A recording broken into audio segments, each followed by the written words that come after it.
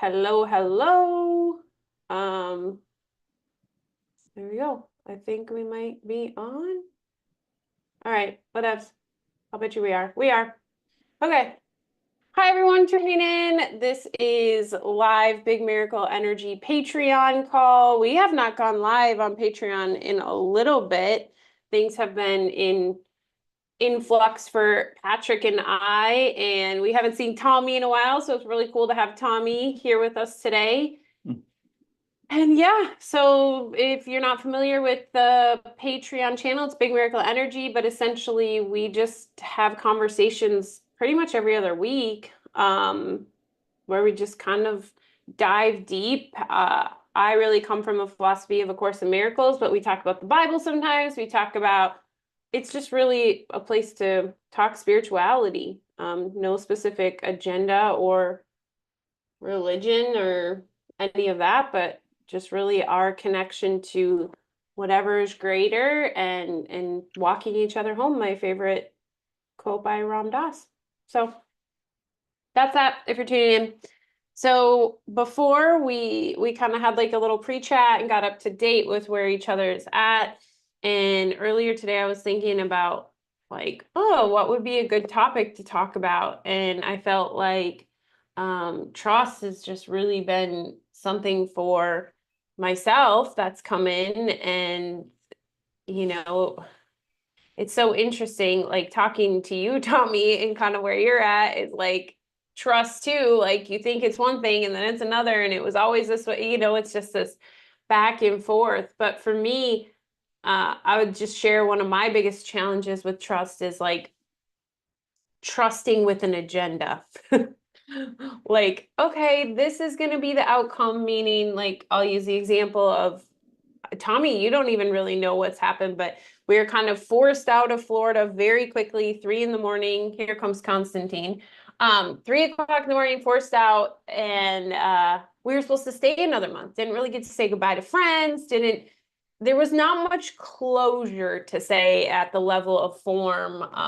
And I didn't get to see my son. He was supposed to come down for a week, but we had trusted, or I had trusted, that we were meant to stay in Florida for the month. Like the way we got our Airbnb, like was totally spiritually aligned. And so this trust I had was a trust based on an outcome.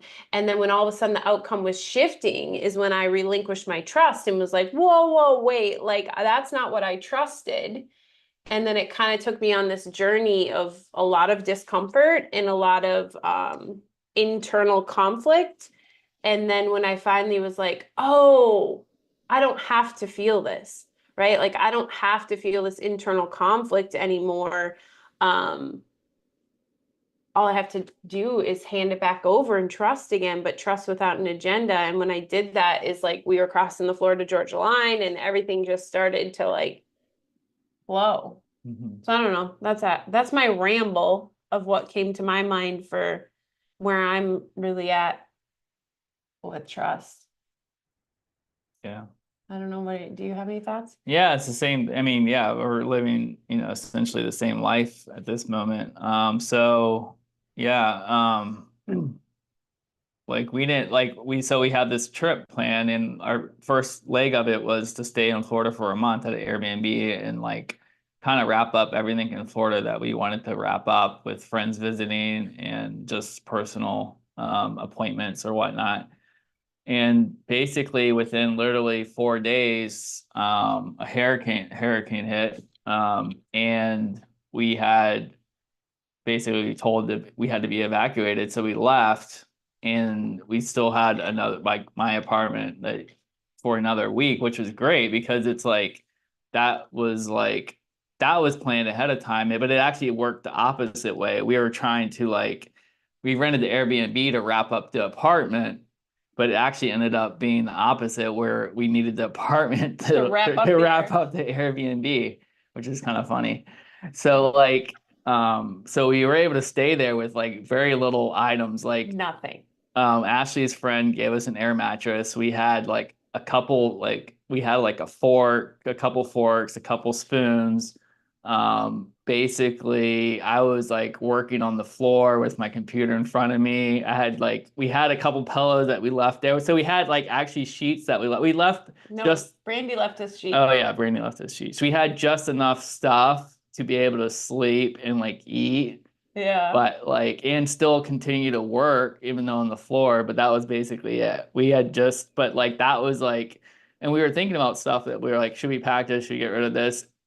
And we kind of like left just enough random stuff to be able to like sustain ourselves.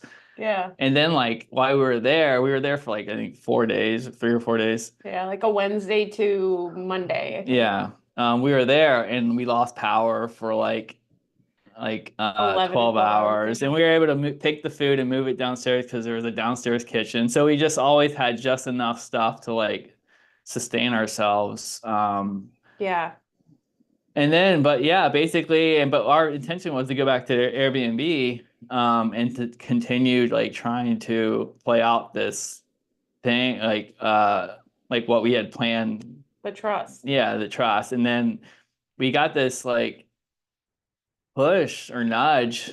You did. I was not feeling it. Yeah, yeah, to just like, well, my parents actually offered, like, they offered, they were like, well, if you need to come up here early, because we were always supposed to come up here for like A week. a week. And then I was like, okay, yeah, or whatever. Like, we don't want to, like, have to stay with my parents for like a month. So anyway, that was out there already. Yeah. So like, we were just like, and then I don't know, like, it was just kind of like, oh, the hotels, like, so like all the hotels are booked. There was like price gouging in Airbnb, like, and I was just like, we just got to get out of here. And like, we were like, all right. And then like, we just packed up. And that was, I can't remember where the second hurricane was. Milton came after, so we left Yeah. around like Tuesday, and then they started to have talks of this other hurricane coming Yeah. after we had already left. Like there was no traffic, there was nothing, stuff was starting to kind of move back to the new normal after Helene of people cleaning up and stuff. And it was just like, if we would have forced and got like a new Airbnb or went back to the old Airbnb, if we had been able to, if power would have turned back on, we'd be right back in the same predicament again. But this time we wouldn't have our apartment to go to, and we would be like on the road with hundreds of thousands of millions of people, Yeah. in stop and go traffic. And yeah, I mean, he made it sound so much like more smoothly than it was for me. I mean, in the moment when he must have felt the inspiration that we had to go, I was like, no, like Yeah. we have not said goodbye. My son is coming, like all of these things.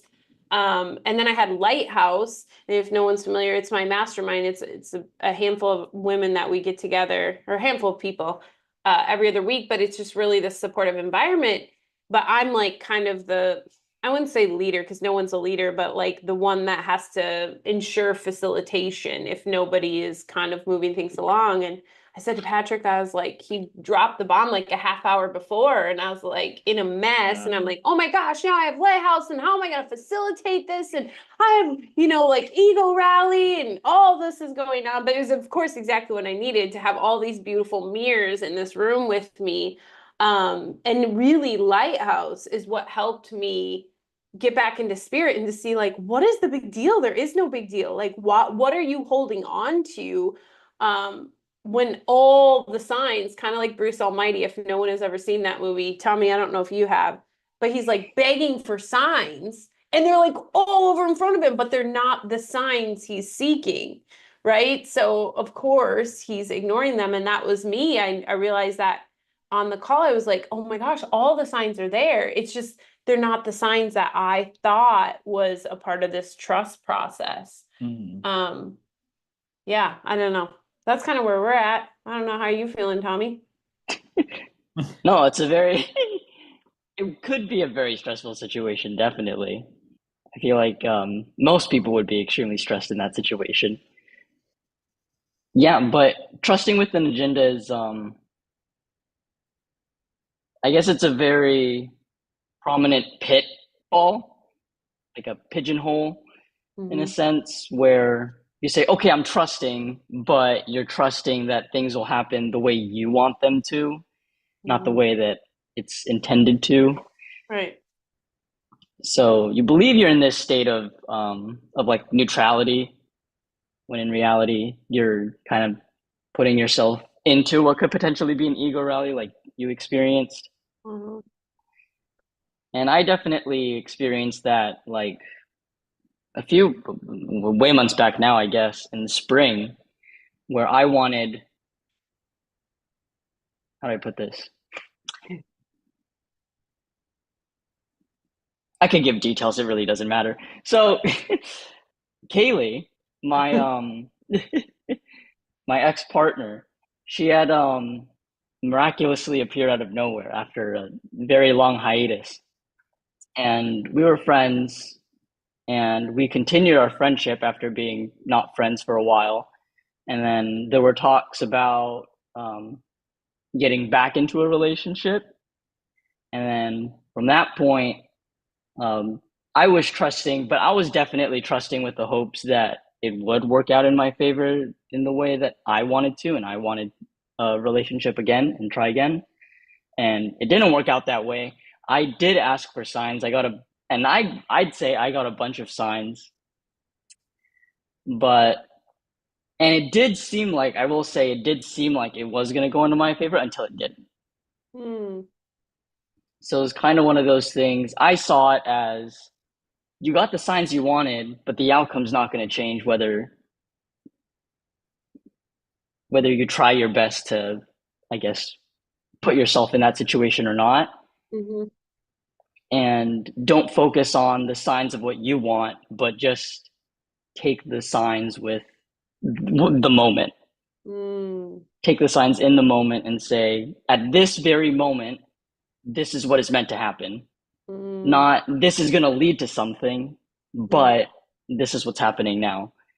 So that really, I guess, was a turning point for me when it comes to trusting, Mhm. and when it comes to trusting based on my own agenda. And that's what really helped me in my perspective with the TSA now, and getting fired, where it's kind of like, ideally in my own agenda, TSA would come right after I got fired. So then I wouldn't have to be unemployed for any bit of time. I would just be able to get into another job right away, do something that I wanted to do for a little bit now, since college.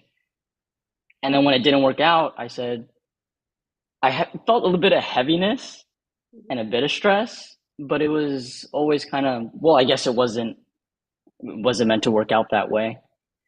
Mm.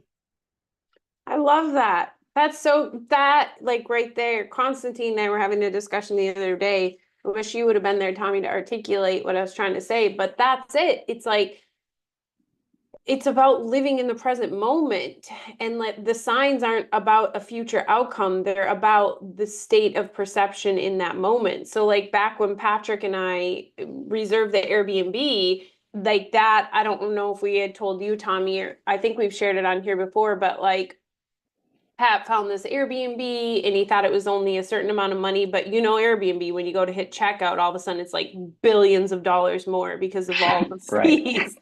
And I was like, no, Patrick, this is like $1,100 more or something like that. So it didn't fit our budget. So we just like walked away for a period of time and then came back. And there was a glitch on the computer. Like literally, I did it 30 times where you could see the old total and a new total popped up that was actually cheaper than what it was supposed to be before you hit checkout. So I'm like, oh my gosh, we got to be here. We got to book it. And so we booked it. And so in that moment, it felt like, yes, we are supposed to stay in Florida. This is the place we're supposed to stay. But like what you're saying, Tommy, is like, yeah, in that moment, that was right. Like we were meant to think we're staying in Florida and blah, blah, blah, because I'm sure there's certain things we wouldn't have done if we thought we were leaving Florida, right? Like, I mean, the way it all is so intricately woven, and same for you, like, I'm sure something would have shifted if you wouldn't have had that hope or that belief that the signs were coming that you and Kaylee would stay together, right? Like maybe you would have just stopped talking to her, maybe, all this stuff. So I think that's the biggest key is like, you really just have to stay in the present with trust and trust like what is I'm being led for right now doesn't mean that it's going to look that way in a month. Like we have tickets, like this whole trip, we have a bunch of stuff that we've felt inspired to schedule. But it's like, I don't know. I mean, it's just like when we were going to go to Paris for the Olympics, we bought Olympic tickets 2, 3 years ago, and then we were gung ho, we were going until the last minute. We didn't go, and then when we went to resell the tickets, Patrick was sure like the best race he had, which we watched on TV, and I think there was only 2 spots that weren't filled in the entire stadium, and it was our 2 spots that didn't resell. No. He was sure they would resell because it was like the best event, but like, what was Yeah. boxing sold? Like, what? Yeah, then we like everything but Everything but that sold. every ticket but the one ticket I thought for sure was gonna sold. But then the interesting part is, so that was like $1,400, I think, for those tickets, or 1,000 or something. Yeah. It's exactly what we saved on that Airbnb I told you with the glitch. So, I mean, that's a whole different like. Yeah, because it was right around the same time we were booking the Airbnb and I was selling the Olympic tickets. And you were so upset. And I was like, yeah. I was like, I didn't get the $1,000 for these tickets I thought for sure would sell, but I was happy I got all the other because wasn't sure if like what would sell from those. So, and then it was like all of a sudden we got looks like a perceived savings in the Airbnb. But it all wiped out. Yeah. But so that kind of goes into, I think, the trust thing too, of like always being held, like it's always going to figure itself out, the equilibrium, and at moments, like if we don't come from a perspective of abundance, we see the scarcity, even though like within 5 seconds it could be the opposite direction. Just what you're willing to see. But I love that. It's the present moment. Like trust doesn't belong anywhere else but in the present moment. That's like true trust. In the present. Yeah. Yeah. Yeah, no, like what you said was great, where it's just that it's meant to happen how it's supposed to happen. And it's just as simple as that. I feel like it's a very common saying, like trust the process or it'll work out however it works out. But it is very true. That is the case every single time, where we can stress about something for, maybe it's something that you stress about for years and then it works itself out, but it always ends up working out, and usually in your favor, always in your favor if you have the right perspective. Well, and I think you're right. Like those are such cliche statements today, like trust the process, it's about the journey, blah, blah. And even when you talk to people who live by that, including myself, probably like even recently sometimes, but constantly, probably with like 3 or 4 years ago, it was like, oh yeah, I want to be successful, so I'm going to trust the process. So it's like you already like, that's why you're trusting the process, because you'll get your outcome you want. It's just like manifesting. It's like, I'm going to release all the weight so I can call in the money. That's not releasing the weight, because you just put weight on what you're calling, like the money, right? You put weight back on it. And so, yeah, trust the process. It's an interesting statement now. Yeah, and I believe, I mean, since if we're talking about the collective whole, like the whole reason I was thinking like we could have ended up at the Airbnb, like when we were moving out, we brought like all this water, like jugs and jugs, like literally 25 gallons of water, which is kind of like ridiculous. We traveled with. Yeah. So we had like 5-gallon jugs of water. And like when we were leaving the Airbnb, there was a guy that happened to be walking. He was in like a really tough predicament. Where was he from? Albania. Albania, and he barely spoke a lick of English. He didn't speak any English. His like somehow ended up there because it was his son's place or something. Yeah, they were visiting. What the other lady told us is like they were visiting from Albania. And mind you, this was like, there's still no electricity, where these condos are, and him and his wife showed up to his son's condo to stay. They don't speak a lick of English. Like there's no power. They're probably in their 60s, 70s. Yeah, they're old. Yeah, and so Yeah, so like he was like walking looking for water. Like he was gonna walk like a couple miles down the street to go to the store to get water, which which I the don't store was closed. yeah, like nothing was open. It was like basically a disaster zone. Yeah. So like I was like, oh well, we have plenty of water. Like here's a 5-gallon. So like I had a 5-gallon jug of like fresh purified water, and he was like, he looked at me like it was like a miracle. Like to him, that was probably a miracle. Like Yeah. I mean, yeah, like he was like, I just need to get some drinking water, Yeah. and like I just like brought him this 5-gallon jug of water that we were trying to get rid of. Right. Because we were like, we need to get rid of this water. We don't need Yeah, we this don't need to water. cart around like 17,000 pounds of water. And I was like hoping, I was like, all right, there's got to be people around here that need water because Yeah. like the situation we're in, and this guy just comes like, and he didn't speak English, and then he was like Had to pointing his use mouth, aqua. and then he understood. We were like water, and he was like what? And then he's like, we were like aqua, and like it's because it's a common word in a lot of different languages, and then he understood it, and then like I brought him this like carried it back to his place, and he was just like, what the? He was just like, Yeah. who is this person with like gallons of water? It's Right. like so random. But I was like thinking, I was like, maybe that was the only reason we needed that Airbnb is to bring this guy some water. Since it's like, it's like we're the collective one. So, I mean, that's Yeah, that's how intricately woven it could be, right? Like the smallest, tiniest thing, it could take a million steps for that one tiny thing to happen that needs to happen right.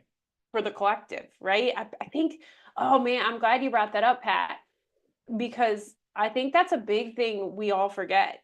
We're always, when we're trusting for ourselves, right? Let's be honest. When you trust with an outcome, like we were talking earlier, where it's not just like trusting in the moment, but when you trust for an outcome, it's always for you as a person. Like I'm trusting like Ashley's going to be successful, or Ashley's going to make money, or Ashley's going to have food, or Ashley's going to have water, all those different Ashley as a person, individual by herself. But that's not how it works. Like it's for the collective whole. It doesn't see us as individuals. It doesn't see individual needs. So that trust is big too, because I think for me, I've gotten caught up in like thinking that bad things, right, that I coin as bad, like I trusted you, God, and I trusted you, and now look at how it's turned out, and blah blah blah. But really, like you said earlier, Tommy, perfectly, like everything happens the way it's meant to. So technically, the only reason why it feels uncomfortable or bad is because of the story I gave it. But in reality, the course says, which is mind blowing to me in moments of ego rally, but everything is working for your greater good or your happiness or like something very positive. I can't remember the exact words, and I'm like, for true happiness. yeah, yeah, which, yeah, I don't know where I was going with that, but I think that's a piece we get stuck in too, is seeing us as individual bodies and then being like, well, I just went broke and I don't have any money. How is that?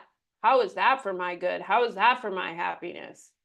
Yeah, I think the course basically says like you don't really understand what you believe is happiness, what makes you happy. Yeah. So he's basically saying ego happiness isn't gonna really make you happy like in the long term. You might get a dopamine hit in the short term, but that's not true happiness. I don't know if they use the word true happiness, but like Holy Spirit, like joy, yeah.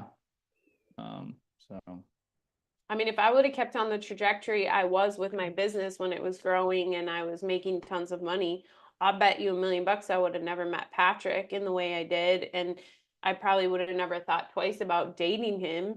I would have never thought about creating this, right? Like it would have been, to be a part of the Patreon, you'd probably have to pay like a few $1,000s a month. Like I'm not joking, like legit, like that's where my mentality was. That was where the business, I mean, you know, other people have taken the same business course. That's the mentality that's taught in those business courses. And you know, your value, right? Never negate your value and all these things. But now looking, I'm like, look at all the beautiful miracles and just like how happy I actually am now. Like, I wouldn't trade any amount of money for where I'm at today. I mean, don't get me wrong, sometimes when I'm in an ego rally, I might take the money, you know. Who wouldn't?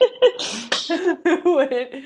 But right now, like living in spirit, being in spirit, when in those moments, I'm like, I didn't even know what the heck happiness was. It was this elusive thing I was chasing. Do you have any thoughts on any of all that rambling there, Tommy? Yeah, no, the collective whole is definitely one we forget a lot. I forget it all the time. And most of the time, we don't realize that we forget it. I think it doesn't even come across our mind because we're having an individual experience. So it takes an effort, or at least in my opinion, and for me personally, it takes an effort to really see the bigger picture of everyone. And it usually comes when you see something, right? When you see something that was connected to you in some way, like the water with Patrick. Mhm. And when you're just living day to day and you don't have those experiences, it's very hard to keep the mindset of we're a collective. So maybe something that happened that's bad for me is good for some, or happens to be good for someone else. Maybe maybe me not getting TSA gives someone that really needs to be in TSA Mhm. the opportunity to be in TSA. Right. Yeah. Well, and I think about, for me, I think that's why it's so powerful. Like when I don't have like the Patreon, it's been kind of like here and there. It's moments like this when we come together and have these discussions, for me, really highlights like, oh yeah, it is all of us, right? Because like I'll hear you say something, Tommy, and I'll be like, even though it looks completely different at the level of form, it's like the exact mirror I needed. And that's like what Lighthouse provides me too, is like I feel when I'm in the ego, I feel such aversion to these things, like such like, let's just skip Patreon today. Let's just skip Lighthouse, you know, and then the days that I'm like, well, no, let's do it. And you push through it, you see why, because it is this reminder of like, you're not in this, like, this has nothing to do with you, Ashley, and has everything to do with like the bigger whole. Um, yeah, I was talking to David the other day and I was telling him like just all the stuff Patrick and I have experienced recently, or thought we've experienced, right? Um, and he said something which was interesting. It doesn't usually come from, it's not something that I thought would come from him because he's really in this state of like just living oneness constantly. So he doesn't observe the individuality a lot. But he said it's really great that you and Pat have each other to go through this. And I think it was exactly what I needed to hear to realize like if I didn't have the mirror of him, I don't know where I'd be with everything. Like I'd probably be balled up in the fetal position somewhere on an island. You know, The hoping ego that someone's, island. yeah, Ego Island. Yeah, we should buy an island and name it that. Yeah. So, yeah, I don't know why I brought that up, but I think in community is the reminder of the collective. And I think that's why, like in Disappearance, Art and Persa say, like, the course says you need do nothing, but that doesn't mean go sit on a park bench and literally do nothing, because through relation is how we heal. Through the mirrors is how we see what's going on in the mind. And if we just like lock ourselves up in the middle of nowhere, I think we could still do it, but I think it would be more looking at like the tree fell on my house or the bunny rabbit ate my vegetables. You know what I mean? That would be your relation then. It would be the relation to the items that are being projected out, which to me is an even harder step, right? Like when you burn your, you know, your food or this or that, to be able to see that as a projection is even harder because it's like correlating like apples and oranges. Yeah. Yeah, it's nice to have that feedback, to see where you're at, Yeah. and see like what forgiveness lessons that are probably still needed. Yep. Um, Not probably, for sure. Like well, you see yeah. it. Yeah. I mean, sometimes it's like not everything that happens, I feel like that's necessary that you look as bad as like a forgiveness lesson. It could just, well, maybe it's, I don't know. It's hard. It's just like you're interpreting it. So, Yeah.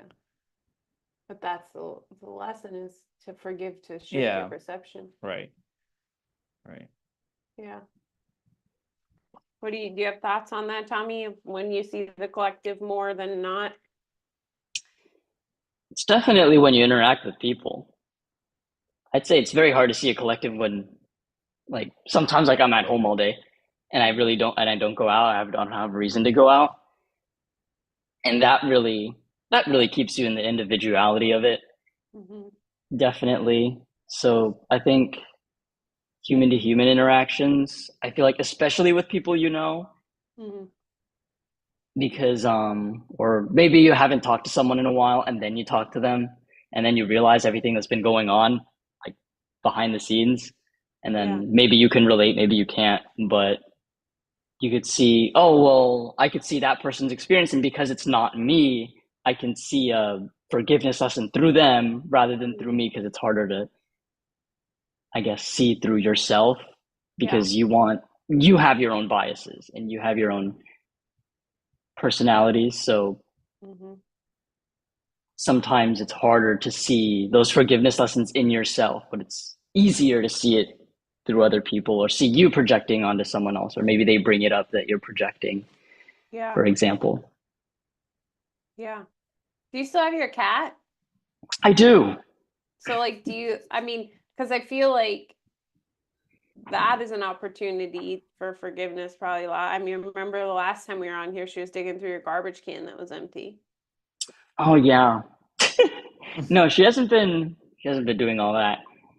But I think I think definitely at times, she's been, I guess the more recent thing is last week she like threw up 2 times because she eats too fast. Oh. So like, because there's no like hairball or the stomach stuff, it's just the food. And Yeah. I read up on it, and for me it was a lesson in, like, I guess being more mindful of not just like throwing food. Not that I throw food at her, but it's like at the times I give her food and that's kind of just it. Being more meticulous about it, and Mm. having that bleed into other areas of my life where I'm neglecting, um, like with God, Mm. for example. It's like neglecting that little part of, the giving her the food, and how I give her the food could bleed into how Mm. I neglect God in a way. Mm. That's a cool correlation to see.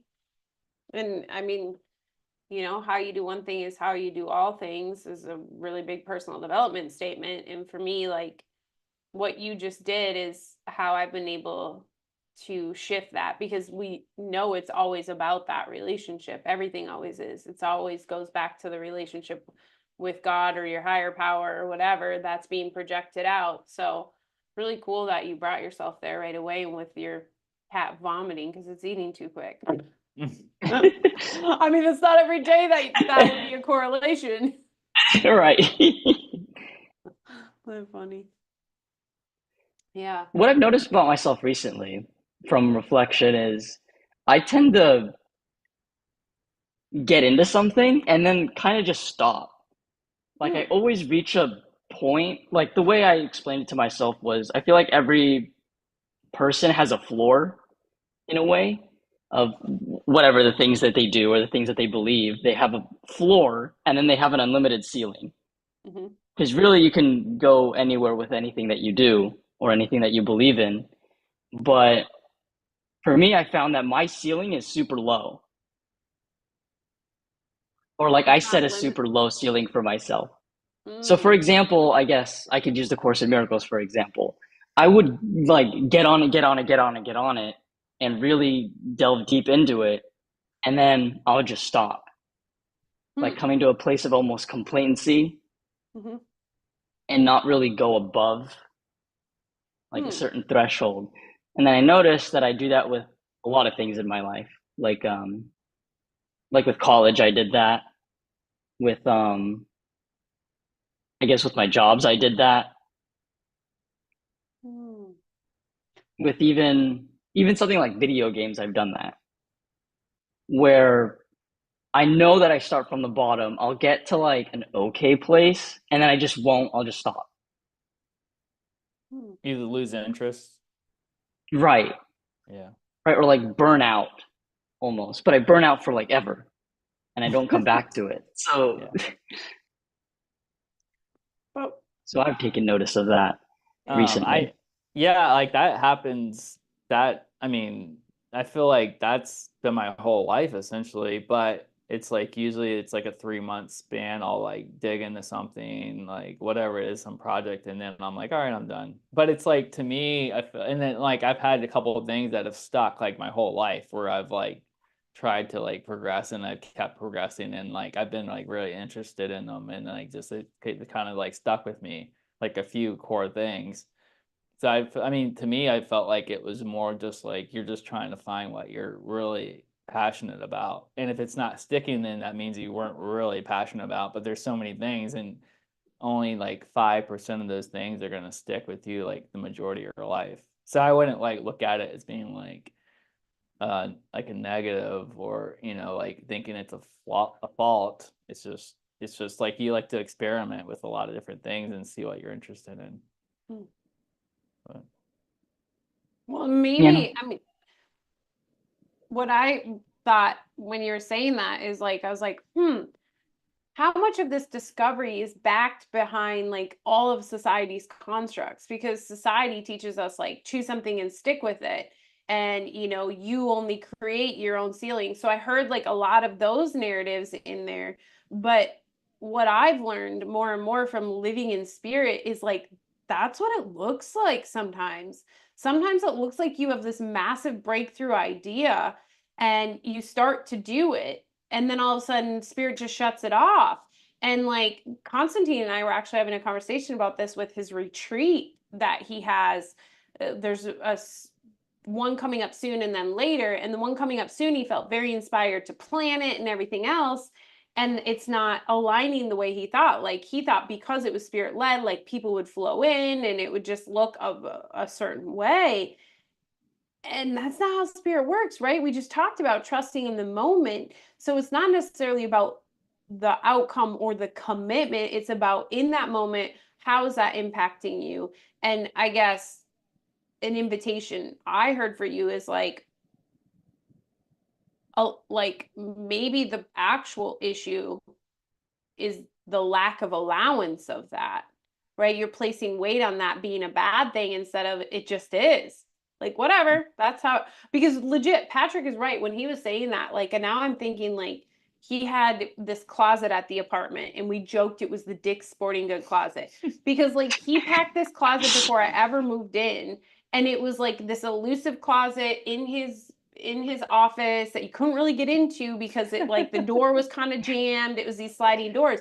But in there he had like two bikes, all this camping gear, a surfboard, a snow. Like every time you'd bring up some sort of sport, he'd be like, oh, I got that in the closet. I'm like, is this like, what is this? But I remember thinking, like, does this guy do anything good? Like, he does so many things. Like, Does he do because anything? that's the narrative. Like, if you do a jack of all trades is not an expert at anything. Um, and like you tennis rackets and crap. I'm like, you play golf tennis? balls. He's like, yeah, I took tennis, blah blah, in California because friends there play. I'm like, it's literally if someone's like, hey, you want to do this? He'll be like, oh yeah, now I'm a friggin' paddleboard player. I don't know, whatever. But then he shifts out of it, but it's society that had me thinking like, no, you can't do all these things or have tried all these things. Like maybe as a kid when you're really little and your parents let you test things out, but not as an adult. Like no, that's weird, but I don't know, the more I trust spirit in the moment, the more I see that myself gets in the way because I still have these narratives of like, you must push through, like this was a plan, you got to execute, and it's got to look the way you felt it should look. And I don't know, is that helpful at all? Does Yeah. that resonate? Yeah, no, 100% it does. And it just comes back to, yes, following spirit. That was a big thing for me last year, and it still is, but it's a bit different, I'd say, or it feels different. Mm-hmm. And it's maybe following spirit doesn't mean sticking to one thing. Maybe it means trying a bunch of different things. Yeah. And maybe it doesn't mean that you're going to be a master of something or like the best at one thing. Mm-hmm. It just mean maybe you have different experiences with, like Patrick was saying, and that's what I always said, because Kaylee brought it up multiple times. She was like, you always take things on and then you kind of don't follow up or do anything on them. And it's like, because I'm not interested in them. After I like do my initial research, I have some interest, then I delve into it, and then I realize I don't like it, so I just stop because I've never felt to like I've never felt like forcing a narrative or forcing something that I really didn't want to do just because, Mm-hmm. or just because it'll be beneficial for my future. I'll force myself to do something I don't want. Like for example, my friend always says, he says, you were you were a bio major at the beginning of the year. You should have just stuck to that and been a doctor. You would have made so much money. Mm-hmm. And that's how he sees it. But I see it and he says like you're stupid for changing majors and dropping out. But I see it as I really didn't want to do the medical field. Mm-hmm. I really didn't. I fully believe that I could have if I studied hard and if I forced myself to, but it would have definitely been it wouldn't have been a enjoyable Mm-hmm. experience. I think you've got it figured out. I mean, I wonder if Julie will watch this. She sometimes watches the lives. If you watch, hi Julie.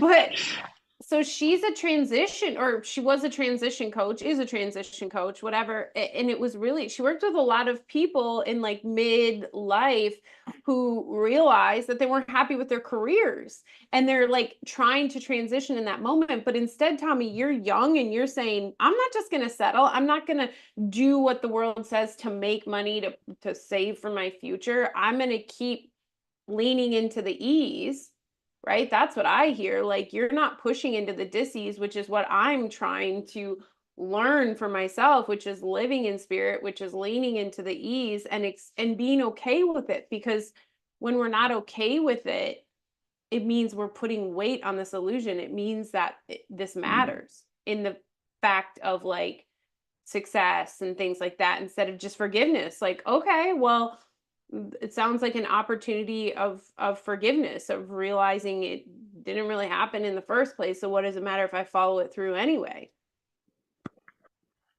Right, right. And I think the narrative is definitely get uncomfortable. I feel like in the self-development world or spiritual world even, where a lot of it, I know Rob Dial says it all the time, it's like you have to get uncomfortable in order to grow. Mm-hmm. You have to force yourself to do things you don't want to do to grow. Mm-hmm. And the thing for me is the growth part. It's like, what does growth mean? Mm-hmm. Really? Because if you want to grow in a certain aspect of your life, the way I see it, it's like, really, what's the point? Which could be really existential. But if you really think about it, if you force yourself to grow in a certain area of life and then your life ends, then what was the point? Mm-hmm.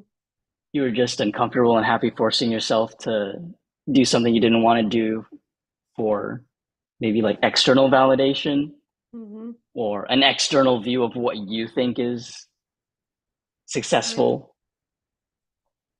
I think that's what to look on. Do you put weight on it? Because that statement is putting weight. You have to get uncomfortable to grow. And I think I'm uncomfortable a lot when I follow spirit, but it's not like a forceful uncomfortable. It's this like it feels easeful when I'm doing, but it's my narratives that make it uncomfortable, right? It's my narratives telling me. But that personal development statement is where like you push into the hard, you push in to the difficult and you grind it out, like the quintessential place that probably started was the gym, right? Just do another rep, and Patrick and I always talk about how that's when people get injured, right? Isn't that interesting that that's how when people get injured, when if you just listen to your body or listen to, I guess that's probably not the greatest term, the body, but listen to the ease, right? That comes through the mind that is then projected out as the body. You're less likely to get injured. You're less likely to all these things because you're not leaning into the ego. You're leaning into spirit and you're seeing it doesn't matter. That extra rep doesn't matter. Why would I push into it? Because I know this body doesn't matter. Because that'd be lazy. Exactly, because then you'd be lazy. And the question is like, what is lazy? Like, who made lazy up and what is it? I mean, if everybody was lazy, then Yeah, lazy wouldn't be a bad thing. right. Well, and to me, like at some point, someone was uncomfortable with how they felt within, so they had to project out and they created lazy. That's how all of these negative things are created, is at some point someone or a collective of the whole felt unhappy with their internal state of being, so they had to make an external thing to blame it on. I don't know. Yeah. What do you think? I feel like we've gone down some rabbit hole. Well, I think Tommy is growing by not growing. Ooh, that's a good one. That should be a t-shirt. Growing, I'm but growing not by growing. not growing. I'm gonna have that shirt made for you, Tommy. Because if you refuse to grow the ego, you're only going to grow your spirit. That is very true. So like, I mean, a Buddhist monk or however, the quintessential, a lot of people just think of the monk sitting in a cave somewhere.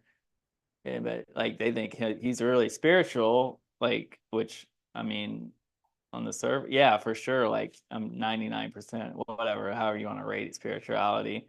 Like he's more in touch with spirit than the person that's trying to grow somewhere else. But he's not trying to grow these external things out there. He's trying to grow by not growing. Yeah. So. Yeah. If a Buddhist monk does it, it's not lazy, it's spiritual. Yeah, If exactly. regular people do it, then it's lazy. Right. Yeah. That makes That's sense. interesting. Like what popped in my head is like where we're headed to Southeast Asia, tons of monasteries and Buddhists, that religion is very rampant there. And people travel there to go see and spend, weeks or whatever. I mean, think of Jay Shetty, even though there's a lot of lies coming out about him, but he like went and stayed there for whatever amount of time. There's discrepancies, but then created a book that was like a huge bestseller because everybody wants to learn to be a monk, right? But then but that book was catered more towards how to have the mindset of a monk so that you can become successful, so that you can make money, so that you can attract the woman of your dreams, right? Which is like, if you go talk to an actual monk, they'd be like, no, I mean, a big part of like Buddhism is for them to train their mind so that when they go into the afterlife, they can choose not to come back, right? That's a big belief of it. But I don't think they would endorse that. I don't think they would be like, yeah, that's why I'm here at this monastery. So then when I leave, I can attract billions of dollars and become super successful and attract the woman of my dreams. They might laugh. I feel like I could see Buddha laughing because he would just see the love in that instead of any of the ego. But yeah, I agree. The Jesus book. You stopped coming to book club, but we just did a chapter 4, which you might be interested in reading, Tommy, because it talks about how I think it was Freud or Carl Jung or someone decided. It was Freud, that your midlife crisis is actually a spiritual one because you spend the first half of your life building the ego. And that's why, and it even says it's like, and in severe cases where the ego isn't built, it may be seen as psychosis or autism. And it was like, what? Yeah. Interesting. Yeah. So you essentially build the ego for half of your life, and then the midlife crisis happens and it's actually a spiritual one, because you've tested it all out and you've realized like, oh my gosh, this didn't bring me happiness, this didn't bring me happiness, this didn't. But it takes that long for the ego to test things out. And I'm a firm believer, and I brought this up because it says it usually happens in your 30s, but I think the more we're progressing on this spiritual movie per se, I think that age is becoming younger and younger, because people are remembering their past lifetimes more and more, and not necessarily remembering where they can recite to you, but remembering like the feelings and the knowing, that deep internal knowing. So I feel like that's where you're at, Tommy. It's like if you were in a 50-year-old's body right now doing this, people would be like, yeah, oh my gosh, how courageous of you. Like, I wish I could do that. Like, test out and find what actually makes me happy in life. But because you didn't go through the suffering, right? Now this goes all the way to the Jesus on the cross thing. But because you didn't go through the suffering, like, how dare you? Like, nah, you got to suffer like everyone else. You go get that med degree and you go suffer. And maybe at 50, you can be like, oh my gosh, I'm miserable. And then maybe you can go on this spiritual journey and go stay in a monastery or whatever you want to do. And we'll support that then. But heavens forbid, you got to first go suffer. That's what it's all about. Everyone has to Right? suffer. I mean, that's what I see. Yeah, you have to figure out that it's not what you're looking for. But first, you definitely have to figure that. You have to at least try, because maybe you're the one that's going to break through and figure out that it is a happy dream, and you can be happy by doing all these ego things. But if you haven't tried, you don't know. Yeah. So people are like, you got to be the next test bunny, right? To see if you can figure it out. Everyone has to try at least once. Yeah. It's funny as no one has figured it out in all the years. Right, but yet there's still this mentality of, well, this guy might. And that's why you got to test it out. So yeah, I would invite you. And I think you're really blessed that you have a father that's super supportive in that manner of like, I mean, you've shared that he's kind of been the one that has that same mentality of like, don't settle. Don't settle for something that doesn't bring that doesn't feel joy led. I don't want to say bring you joy, because nothing outside of you is going to bring you joy, but something will feel internally joy led, and you'll feel inspired every day to do it until you don't, right? Like every day until you don't. I feel like I should be taking some of my advice right now. You go over the call later. Yeah. I don't know. What are your thoughts? Yeah, I feel like anything that's going to be sustainable is going to have to be, you're going to have to feel like you're in spirit majority of the time. Otherwise, you're not going to like love doing it. Like Kaylee with her art, like she's probably in spirit most of the time, so that's why she's a good artist. Like she's able to like tap into that. That's just like an example that popped in my head. But like I think a lot of people, or they're gonna just be miserable doing it and just to please some external person or some belief that they created in their head. I feel like there's a lot of that in the art community, from what I've noticed. Definitely, a lot of the students there, the art students, they were, I guess, doing it for, they either didn't know why they were doing it, or they were doing it for an external validation, because they wanted to, I guess, have people see their art as good enough, and that's them being good enough. Yeah. I think it's kind of like in every profession there's a corrupt person. It's like I would say like in everything, probably 90% of it is from like corruption of the ego, and the other 10% is spirit led. I think for me, I always have been a communicator, let's say, like I have felt most alive in relation with others, in communication, in having conversations, in just like verbally articulating is when I can really access spirit. Now, is there many times I use that in a very ego-driven manner? Yes. And it's taken me over time to understand like when it's in spirit versus when it is ego-driven, and to really cultivate that and to remove like the have tos from it, right? It doesn't mean I have to go speak on a stage and be successful and have all this stuff, but it means I can have these conversations live on YouTube, or do a video, or have a conversation with Patrick and I and record it. And to me, that is like really a state of like activating spirit. Feels very joy led, right? Joy comes first, and then it just like blossoms in the moment of it. And I think that's for art too. Like, I think a lot of artists, it did start as joy led, um, and spirit led probably in their childhood, right? Until all of a sudden someone said their painting was ugly, and then they felt like they had to prove their worth, or someone said, "Oh my gosh, you're going to be you're going to be this famous artist." And then in their 20s they're not famous yet, and they're like, "What the F?" So at some point an ego lens got placed over this spirit led thing. And for me, mine was, she talks too much, like, and asks too many questions. So that put this ego lens over the top that kind of had me shut it down and see it as negative.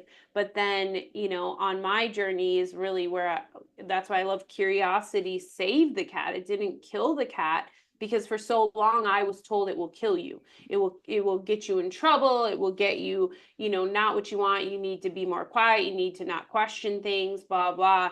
And now I'm like the opposite, like, no, let's question. And I've created a safe space where I can question, and where other people can question and not feel like it's negative.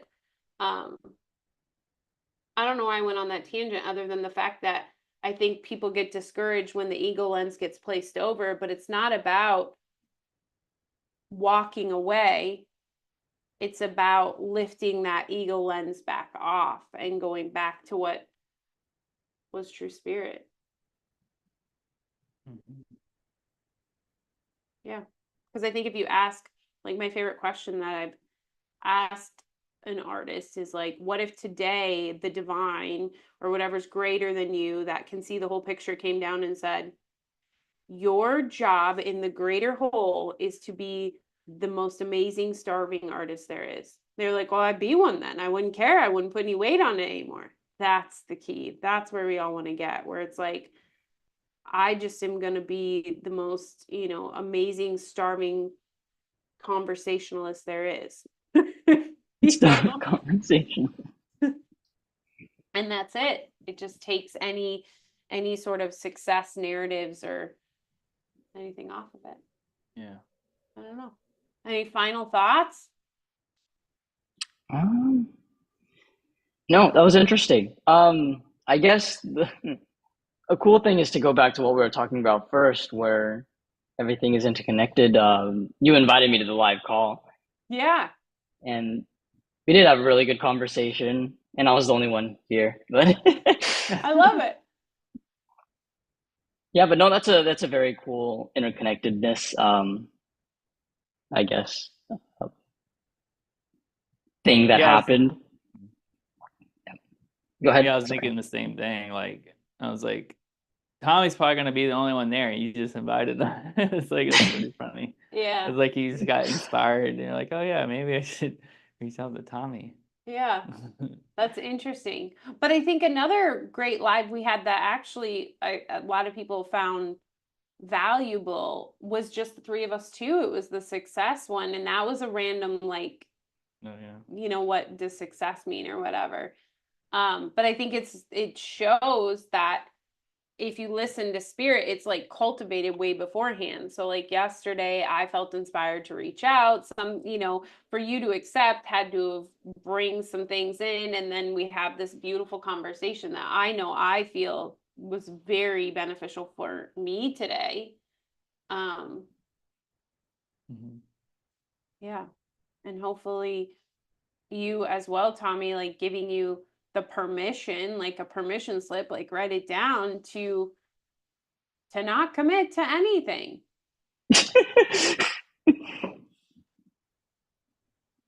You know, because what does commitment actually mean? Commitment is an insinuation that you know it's going to last forever, but do we ever know that? No. I mean, even in marriage, like 85, well, I don't know if it's 85%. A large percent of marriages end in divorce these days, but they all stand up on the altar and they make a commitment that will last forever. And I'm not saying that that's not cool or anything, or that it's bad, but what I'm saying is if we really take the lens of creating more shame and guilt, we're like immediately starting that marriage out with a huge opportunity for shame and guilt to be created of it. Instead of like, I commit to you today. Because that's all you have is the present moment. But instead Right. we're making these till death Yeah. do us And part. there's nothing, yeah, it's crazy because it doesn't matter because in the ego illusion, nothing is always permanent. Yeah. So like to try to create that or like believe that it's going to be possible. Like look at Florida, like it's like all like half our friends are leaving, but like they all like a lot of them wanted to stay there permanently, and it's like Right. They didn't it's see like that you coming. don't always get to choose what it's like it You don't sucks. ever get to choose. I think Yeah. the moment you like make a solid commitment and place weight on it is the moment the ego's like, ooh, this will be fun. Let's see how we can mess with this one. Right. Yeah. So I don't know. I think that would be a good conversation to have even deeper about commitment. What is commitment and how does commitment fit into to truth? Mm-hmm. Yeah. All right. Well, thank you. If you tuned in, thank you so much for tuning in today. And if you are interested in being a part of this, you can go to Big Miracle Energy Patreon. There is a link below, and we would love to have you on this call with us. But otherwise, we will be back the first Sunday, or no, what is it, the third Sunday? The third Sunday of the month live. First Sunday of the month, we have a private Big Miracle Energy call. And then we also have an amazing book club. So thank you so much for tuning in, everyone. And we will